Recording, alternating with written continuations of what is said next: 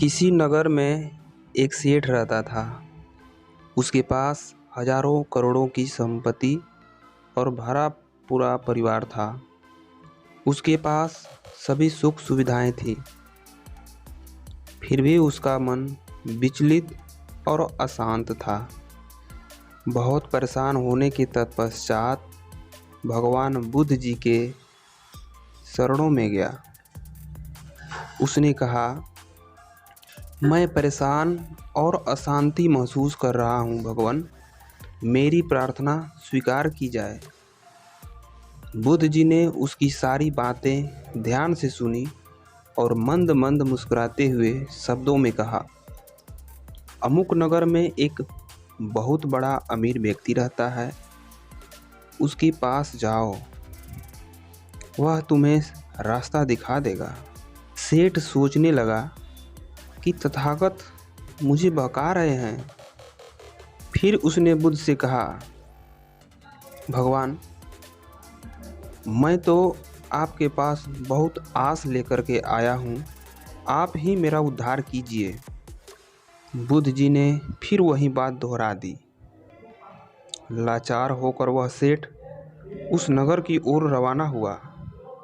पहुँचते ही उसने देखा उस अमीरजादे का कारोबार चारों तरफ फैला है, लाखों करोड़ों का व्यापार है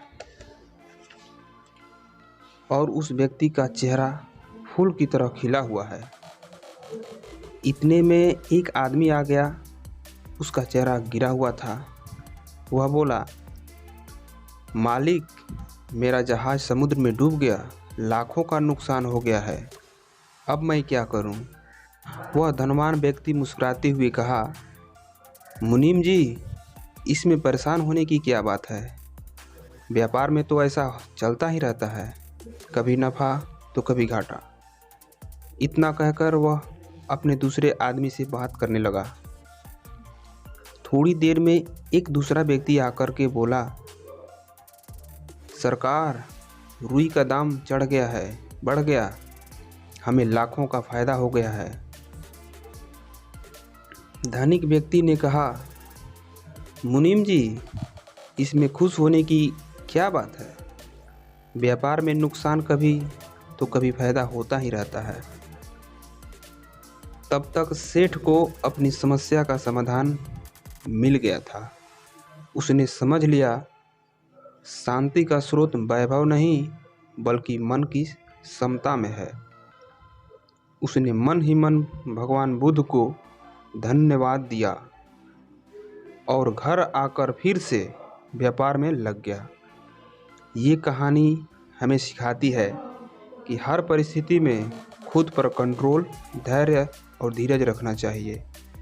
जो हर सुख दुख का कारण बनते हैं तो यही है मन की गति और मन की सहजता में।